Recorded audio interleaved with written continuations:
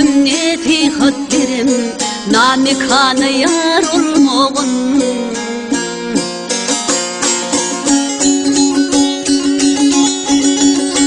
Ha ümmiyetine yarım divey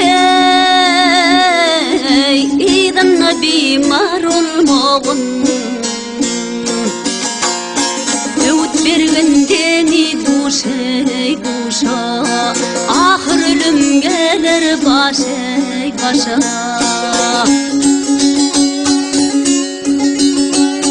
Bir biçare yalgı kışaley Sütümeyle zor olmağın Zor olmağın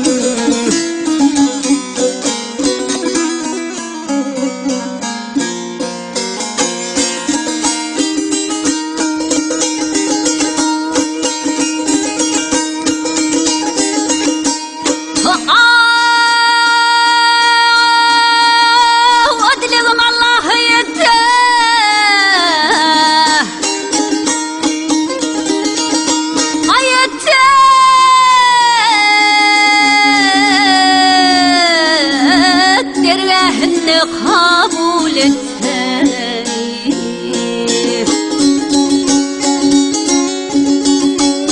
Özgünün ödünden ötele Yalancı doğar olmağın Bahtım ulu yoktur yalan yalan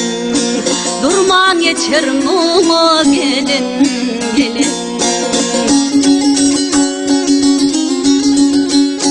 Bir akıllı bir vüçfilene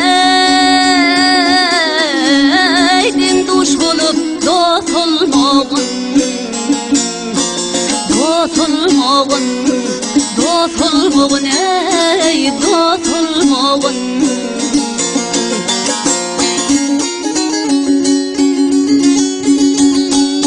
Bir biçare yalgız kışaley Sütümeyle zor olmağın